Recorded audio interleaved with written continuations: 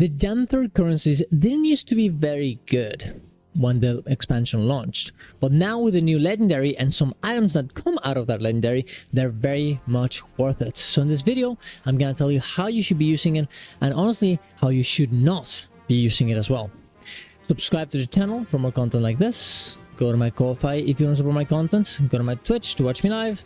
And let's get into it. There are three types of currencies right now that we're gonna talk about.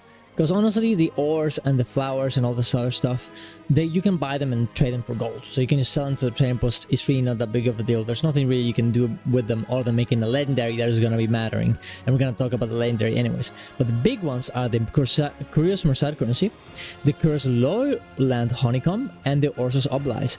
All these things are currencies that you cannot buy in any way, shape, or form. You have to farm them yourself. And they're used for a lot of things. First of all, this is what used to be the case, what you could actually get before, which is Serpent Wrath weapon choice from the actual hearts. Same thing as the Mon Urch weapon boxes, but they didn't really give you a lot. Now, apparently, there's ways to actually transform this, because whenever you consume the Curious Merced currency or the Curious Lowland honeycomb, you will actually be able to get Orsos Oblies.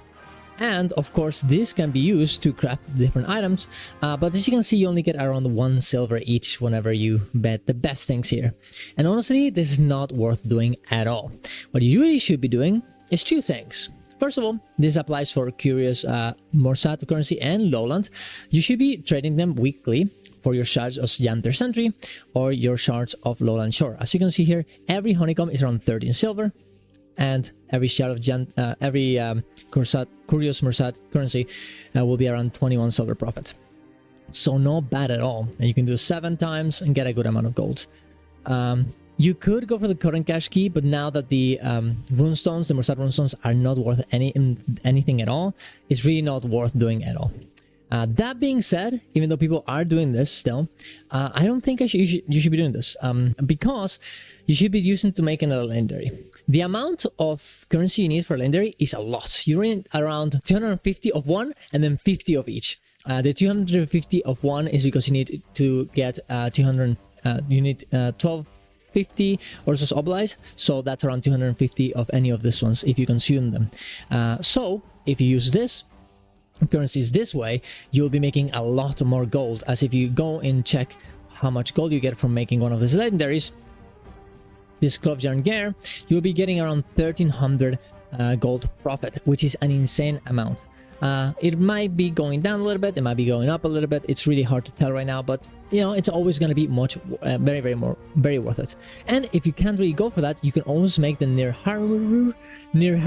I can't do this name, near Harmer, this one, okay, as it'll ask you for Standing Stone Timepiece and Berkin Warhelm, which will cost you 25 of these currencies each, and this sells for around 110 gold profits. Now this means you're going to be making 112 gold, but you're going to be missing 50 gold from this because of the amalgamated gemstones it requires to craft this, unless you're making it for the first time, in which case you'll get this amount. But regardless, this will cost you around 50 gold. So actually you're making around 62 gold, which indeed divided by the 50 of the currency that you acquired, 25 of each, will give you 1.24 gold, which is way better than the Shards of Lowland Shore profit that you would get for each of these little currencies. Look, the legendary is really what you should be doing. I know it takes a little bit more time, but it's, man, the amount of gold you get, I would not use. Honestly, guys, I'm gonna start buying this legendary, this precursor. That's what I'm gonna start doing. There's no real reason to actually craft it yourself.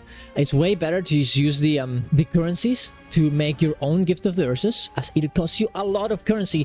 Buy the precursor from the trading post and make that your legendary that way. You will have to do less hearts, you will have to do less events, and you're buying your time, you're buying the currency that is very annoying to get.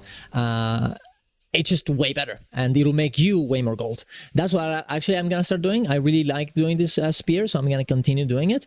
But I'm running out of the currency, so I'm just gonna go in here, buy that to make a legendary, and then of course use all these do it hearts every day, so I can get as many of these currencies and make as many of these legendaries as I can. And very soon, honestly, I'm gonna be making a video on how much currency you can actually get by doing events every week. Hearts, honestly, every week. And the best way of farming this, because oof, it's not easy. It's a lot of work. So there you go. But definitely subscribe to the channel for more content like this. Go to my Twitch to watch me live. We're doing every meta every day, specifically the Janthir, the Janthir Syntri one and the new convertence, so definitely go check that out. And yeah, thank you very much for watching, guys. Tell me if I got anything wrong. See you guys around, love you all. Bye bye.